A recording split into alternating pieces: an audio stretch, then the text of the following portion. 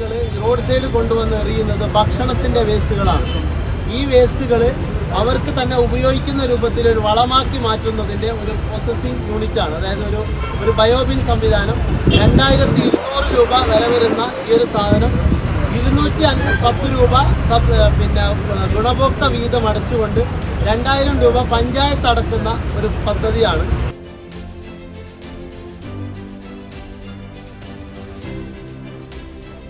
ഒരവസ്ഥ വന്നപ്പോൾ കഴിഞ്ഞ ഭരണസമിതിയും ഈ കഴിഞ്ഞ കാലയളവിലൊക്കെ ജനപ്രതിനിധികൾ കൃത്യമായി ശക്തമായി നിരന്തര പ്രവർത്തനങ്ങളിലൂടെ ഇതൊന്ന് മാറ്റം വരുത്താനുള്ള അതിൻ്റെ പോരാട്ടം നടത്തിക്കൊണ്ടിരിക്കുകയാണ്.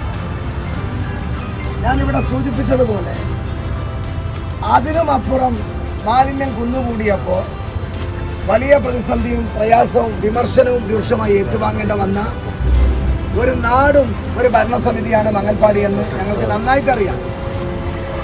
ഞങ്ങളിപ്പോൾ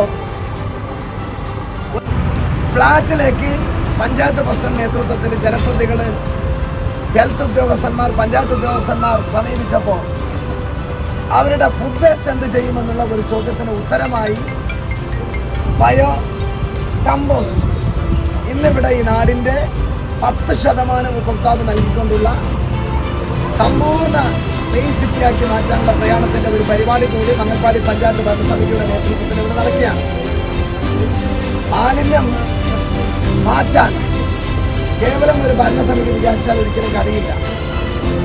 ഹരിതകർമ്മ സേനാംഗങ്ങൾ വിചാരിച്ചാലും കഴിയില്ല, ഹെൽത്ത് ഡിപ്പാർട്ട്മെന്റ് വിചാരിച്ചാലും കഴിയില്ല, ഉദ്യോഗസ്ഥർ വിചാരിച്ചാലും കഴിയില്ല. മാലിന്യം സമ്പൂർണ്ണമായി മാറ്റണമെങ്കിൽ അവൻ്റെ വീട്ടിൽ നിന്ന് ഒരു ക്ലീനിന് വേണ്ടിയുള്ള മാനസികമായ ഒരുക്കം അവരവർ നടത്തേണ്ട ഒരു ആവശ്യകതയാണ് മംഗൽപാടിയിലെ ഈ വേസ്റ്റുമായി ബന്ധപ്പെട്ട സന്ദർഭത്തിൽ എനിക്ക് നിങ്ങളുടെ മുന്നിൽ ഉണർത്താനുള്ളത്. പൊതുജനങ്ങൾ സഹകരിക്കാത്തോടത്തോളം ഇതിന് ശാശ്വതമായ പരിഹാരം കാണാൻ സാധിക്കുകയില്ല എന്ന് ഓർമ്മപ്പെടുത്താൻ വേണ്ടി ആഗ്രഹിക്കുക.